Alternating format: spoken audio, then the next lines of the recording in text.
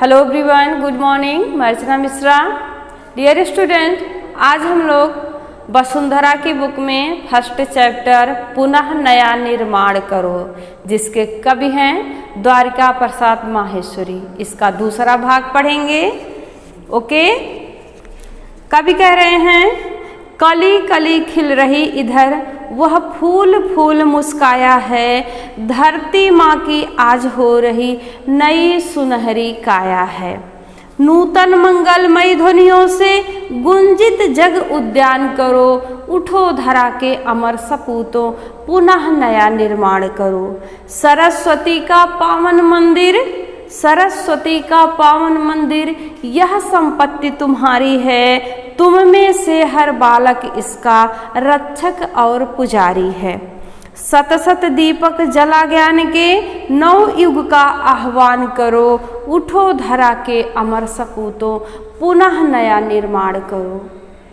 कवि कह रहे हैं, जब युवा वर्ग थोड़ा सा जाग जाते हैं और अपनी जिम्मेदारियां समझने लगते हैं तो धरती पर जैसे वसंत ऋतु आ जाती है।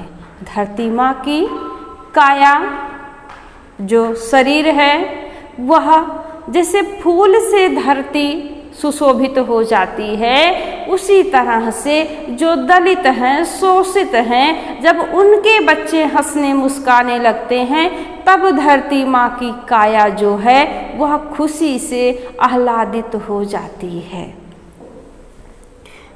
आगे कवि कह रहे हैं, नूतन मंगलमयी ध्वनियों से, नूतन नई शुभकारी मंगलमयी ध्वनि से, आवाज से गुंजित जग उद्यान करो। ये संसार, ये जो एक बगीचे की तरह है, इसको शुभकारी ध्वनियों से, लाभकारी कामों से, हितकारी कामों से शोभित कर दो, गुंजित कर दो।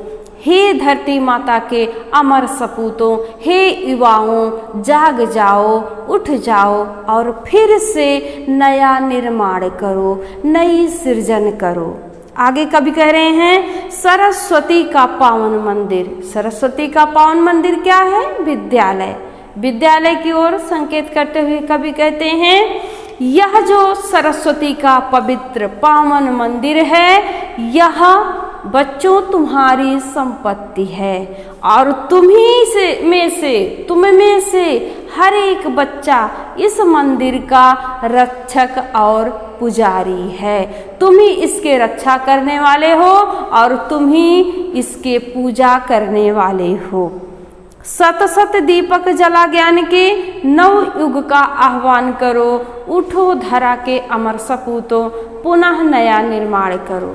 कह रहे हैं, ये जो सरस्वती का मंदिर है वहाँ से तुम ज्ञान अर्जित करो और अपने ज्ञान के बल से जब तुम खुद शिक्षित हो जाओ तो ये ज्ञान का दीपक औरों को शिक्षित करके जलाते जाओ, बढ़ाते जाओ।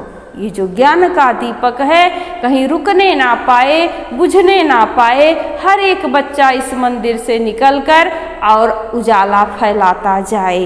हे धरती माता के अमर सपूतों, हे युवा वर्ग, उठ जाओ, जाग जाओ और धरती पर नई सृजन करो, नया निर्माण करो। जिसको जो आवश्यकता है, जरूरत है, उसकी जरूरतें पूरी करो।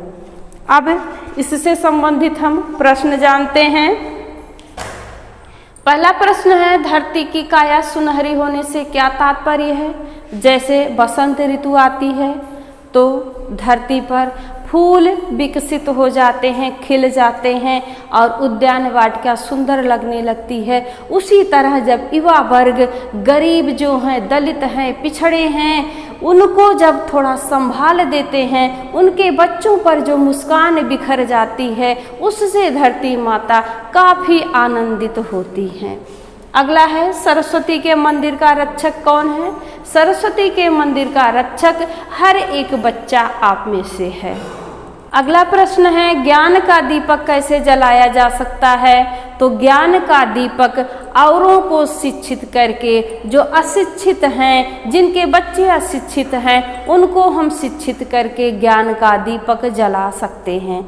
हर एक बच्चा अगर 2 लोगों को शिक्षित करता है तो यह मुहिम बहुत आसानी से पूरी हो जाएगी और कवि की भावना भी सफल हो जाएगी। आशा है इस कविता का भाव, कवि का भाव और प्रश्नों के उत्तर आपके समझ में आ गया होगा।